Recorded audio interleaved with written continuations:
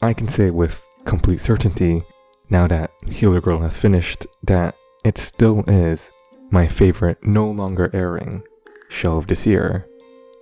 Currently. Everything in my previous video still stands, but I do have a new point. Let's start at episode 9, and actually also a very quick summary of what the show is about, since what I may be showing on screen might not make sense. Basically, the concept of singing in this world is twofold. There's singing, and there's healing. Healers can sing to alleviate physical ailment. This is usually done by creating an image through their song and transporting that image and idea to the recipient. So, if the healer sings to the patient about getting better, which is the very first scene of the show, and if the healer has the ability, then it will happen. In a way, healers will into existence medical treatment using song. Alright, it's about time we actually go to the episode. The squad is tasked once again to aid in surgery, and this time it involves Ria's previous professor, who also happened to help a young Kana. This causes her to feel apprehensive and worried. Ria's response is to take her in with open arms, literally. This moment is very sweet, with incredible tenderness. Soft pale lights wash over their faces in gentle luminescence.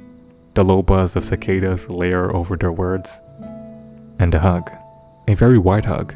They even center a shot where she releases her arms in a majestic way. It's a very precise action, and it stuck with me. And during the operation, while the girls sing, and developing the room in their realm of healing harmony, I saw more wide arms. There's a lot of movement when they sing. It's as if singing isn't just vocal.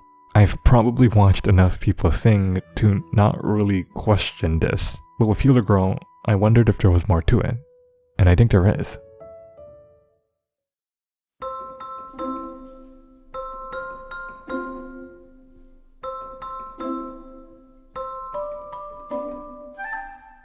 I don't have to look far to find real examples of people singing. Part of their movement might be in service of a performance. In cases like the HealerGirl group in a studio session with production value, I can see that. It would be an otherwise uninteresting video to have no movement. But there are less intense settings like the first take, Tiny Desk concerts, or street performance videos, which have a very homely and relaxed feeling. It's still a performance, but there's an emphasis on being natural. No matter which situation, there's often some amount of movement. Maybe they were taught to sing like that.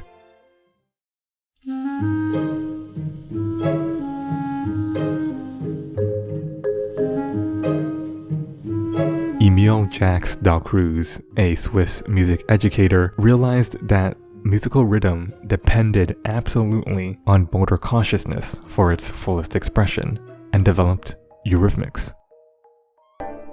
Eurythmics, what is it? It's notoriously difficult to explain because it's so many things. It's really basically a connection of the body to the ear, to music.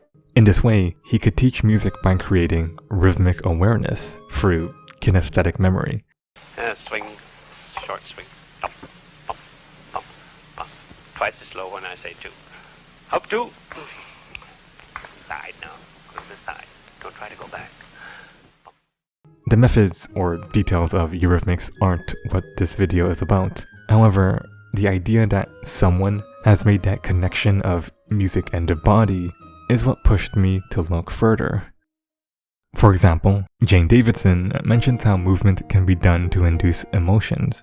If a song requires adagio, then the musician has to adjust their movements to be ample and defined. Which is in stark contrast to allegro, which wants quicker and looser physical movement.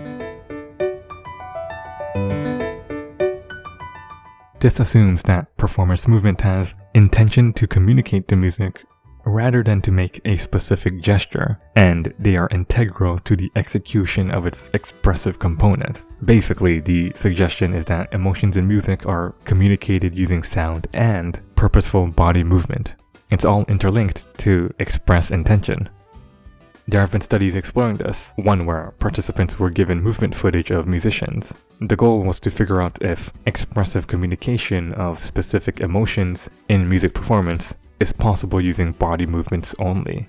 And they were able to get results of participants identifying emotions purely from motion. This reinforces the idea of an interconnected musical process, and that we, as listeners, can get more from a performance beyond what we hear. And I think the same is true in an animated performance. In episode 3, we get a short song where the girls are studying for a test.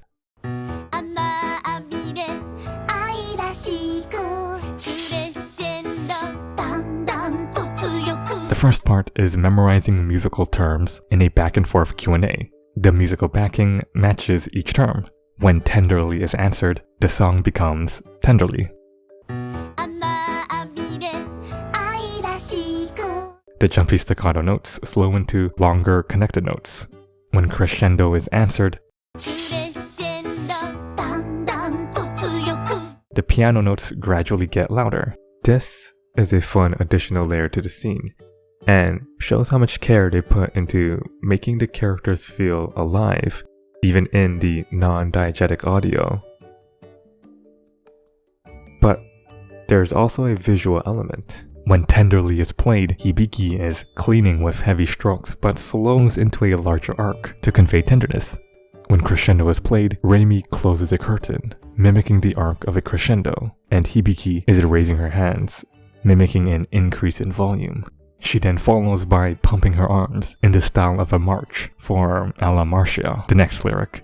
My favorite is when Reimi starts skipping her steps in a playful manner when she answers for scherziando. This example is probably cheating because the characters are explaining their emotions, but I think it does a good job of showing how effective the animation is in conveying meaning and increasing richness when the performers are expressing themselves in every way possible. Throughout the scene, movement is used for the characters to understand music by acting out rhythms, in a way Dalcroze might have proposed. But then it also manages to express emotional intent, as each character feels the need to move in accordance with what they want to sing. Not having that expressive movement would have made for a different scene visually, and it would also feel a little less meaningful. It even enhances my response to the song. Seeing how they express themselves in movement makes me want to move and join along. But let's look at a different example, where that expressive emotional intent is more focused.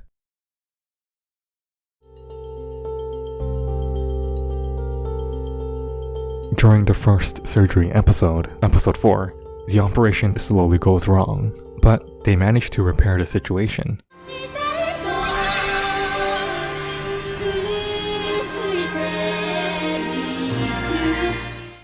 At the height of their song, once the metaphoric world has gone from crumbling crimson to graceful greens, the girls, while singing, have very subtle accompanying hand motions. The lyrics are very personal, exclaiming hope and encouragement.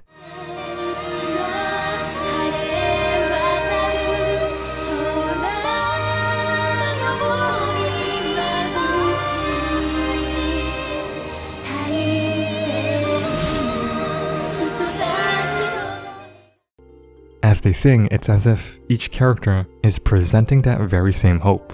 Hibiki moves one exposed hand outward. Reimi extends one hand towards them. Kana brings her hands in only to then bring them out with extended fingers. Each of them is giving and showing hope to the patient and operators. This also applies to when they appear directly before them, arms wide open in support.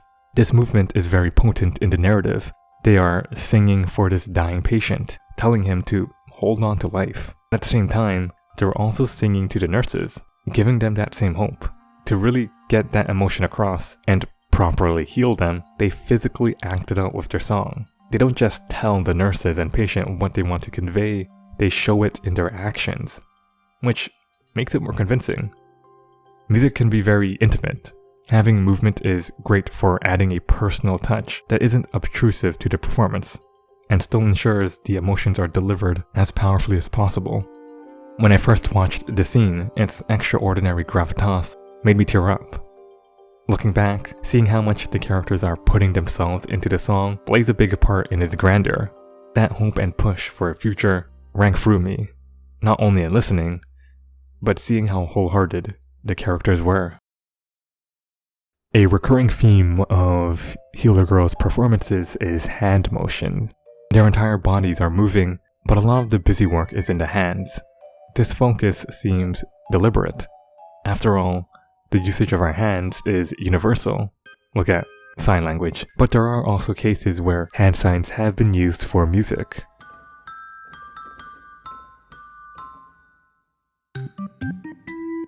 The case of tonic solfa is one of them. Devised by John Curwen in mid-19th century England, the idea is to not teach musical symbols, but solfa initials. Curwen taught it in a very particular way, emphasizing the notes and inviting the pupil to note for himself the firmness of them. He was basically interested in showing how each note of the scale corresponded to an emotion. Of course, what follows is hand signs to help get that across. These diagrams are quite telling, and I can definitely see how each of them match the emotions listed under them, and we can see this in action. Episode 5 features a whole brigade of kids as they merrily sing and lead the gang towards a secret sightseeing spot.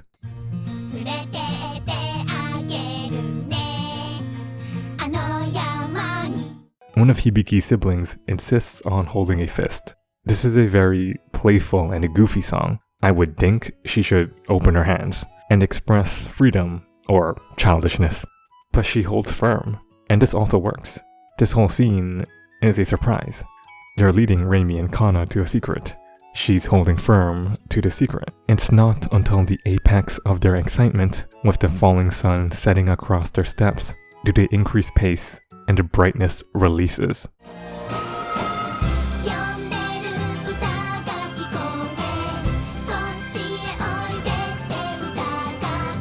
We even get a few recurring tones, like Reimi putting her hands across her face. It would make sense if the rousing feeling of seeing a secret excites her singing tone, and the added metaphor of that secret being a song calling out to them, with the lyrics going further to personify, makes it that much more exciting. The next time we see these hand motions is with the kids, beckoning them forward, calling once again on that rousing tone. Later on, Reimi gets pretty worn out from climbing, and while singing in exhaustion, weeps along with her hands. Sure, the emotions can be clear with just the energetic music, but that additional detail adds depth. It's not just there for the sake of having lively animation, which is really nice, but it also adds characterization and makes the emotions more convincing. When watching musical performances, it probably wouldn't feel as expressive if the musicians were unmoving.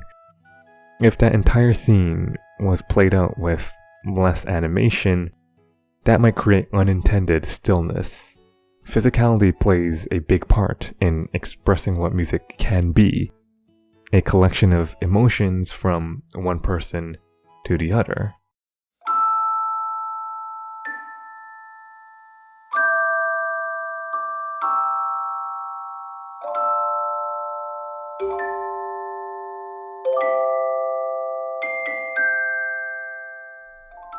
I want to end things where we started in episode 9.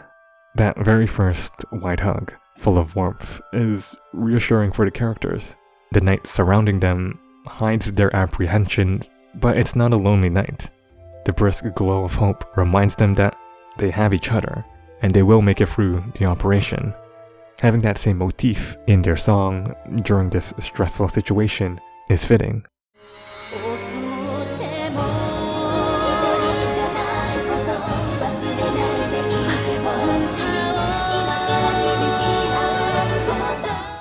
Instead of dwelling on despair and letting the potential of failure find them, they remain bright and hopeful. welcoming the future that will surely come. Being stomped by a wave of wanton decay doesn't stop Rhea from opening her arms and welcoming hope. As the canyon of death close in on them, attempting to smother Rhea's advances to sanctify illness, positive hand motions are waved to pave the way. Staring down malignancy, they don't waste any opportunity to express their feelings as clearly as possible. They use as much movement as they can to ensure that their song for life resonates to stave off death. Maybe part of all of this is still in the performance. Maybe it just makes these scenes visually interesting. Maybe singers are unconsciously doing all of this. But if it's natural to move slowly while singing a somber song, or have open arms while being hopeful, to match the emotions we want to convey using everything we can, then that's quite beautiful. When we play music, when we sing, when we communicate, it doesn't just have to be a series of sounds we're making. We can extend ourselves, embody the emotions we want to send, and ensure that we're being genuine, that the feelings we carry can be felt. And that was the end of the video. I feel like I just described HealerGirl in that last statement. That's kind of what they do in the show, and what healing is. It's about the characters trying to understand the people they sing on a soul level, and by showcasing their singing with so much movement, they're able to show how important that process is. Anyways, that's enough about that.